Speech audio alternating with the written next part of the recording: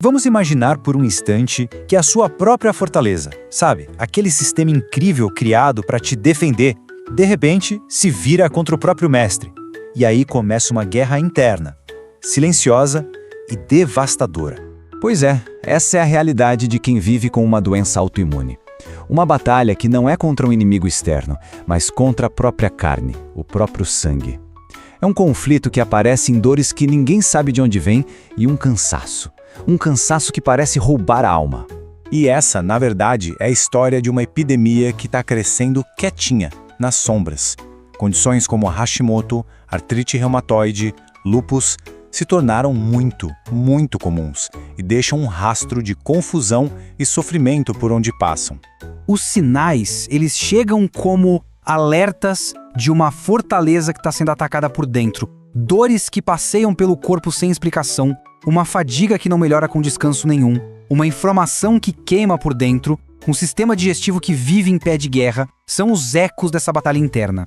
E no meio desse campo de batalha, a medicina que a gente conhece, que é tão fantástica para resolver crises, muitas vezes fica de mãos atadas. Ela acaba só gerenciando os estragos da guerra. Ela te dá um escudo para amenizar os sintomas, mas raramente consegue desarmar quem começou o ataque. E é aqui que a gente precisa parar para pensar numa coisa fundamental. Por que a gente foca tanto em silenciar o alarme de incêndio em vez de apagar o fogo? O que acontece quando a gente só suprime a resposta do corpo sem nunca perguntar por que ele começou a gritar em primeiro lugar? E aí, dois caminhos bem diferentes aparecem. De um lado, uma estratégia de supressão, que usa medicamentos fortes para calar o sistema imunológico. Do outro, uma abordagem que busca modular, que tenta entender e acalmar esse sistema, procurando a verdadeira causa do problema. Uma, basicamente, trata a fumaça. A outra vai procurar onde está o fogo.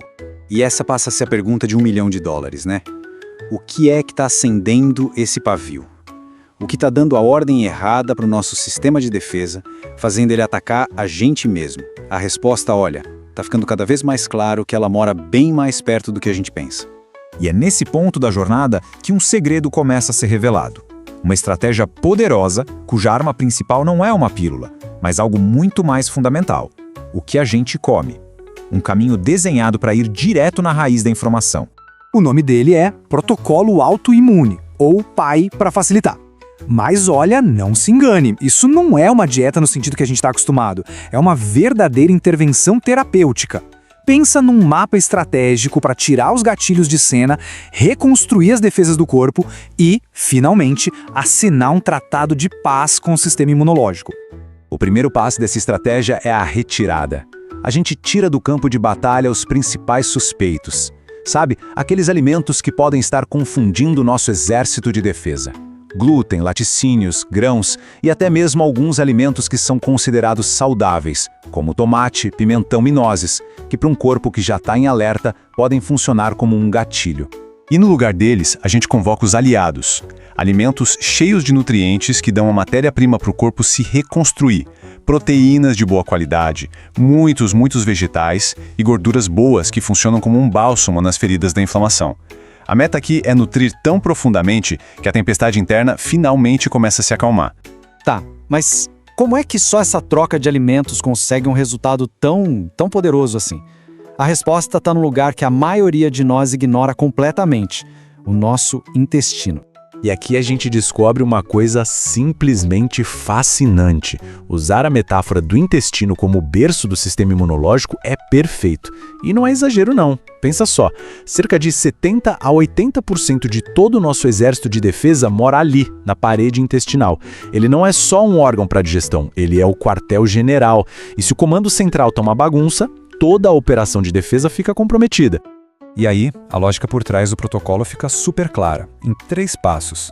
Primeiro, você remove os agressores, tudo aquilo que estava irritando e abrindo brechas na fronteira do intestino. Com eles fora de cena, o corpo consegue partir para o segundo passo, cicatrizar essa muralha.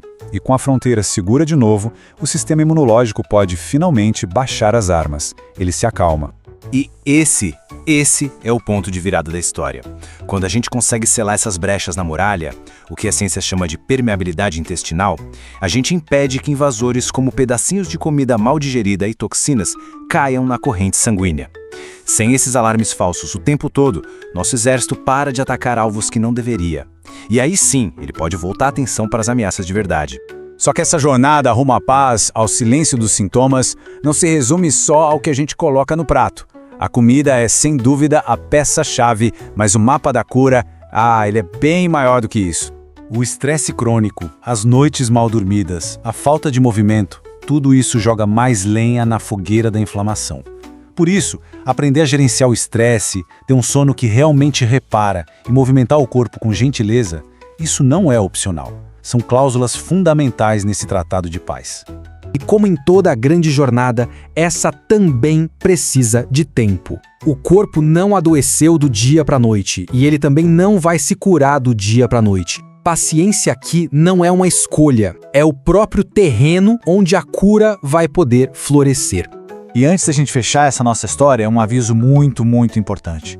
Esse caminho é poderoso, mas ele exige sabedoria. Tentar navegar uma mudança tão profunda, sem a bússola de um profissional que entende do assunto, pode ser bem perigoso.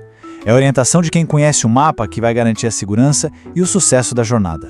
No fim das contas, esse protocolo não tem nada de mágico. Ele é uma ferramenta, uma chave para a gente se conhecer melhor, para a gente ativar a nossa própria capacidade de cura. É a oportunidade de descobrir o que te fere e o que te nutre, para que o seu corpo, ele mesmo, encontre o caminho de volta para o equilíbrio. A verdadeira questão, no fundo, não é sobre o que se come, é sobre a decisão de retomar as rédeas da própria história. E quem sabe, esse segredo seja o começo de um capítulo totalmente novo. O conhecimento é a base para uma vida saudável. Se esta informação foi valiosa, sua inscrição nos permite continuar este trabalho. Ative as notificações para não perder o próximo capítulo. A informação é o primeiro passo. A ação é a sua responsabilidade. Até a próxima!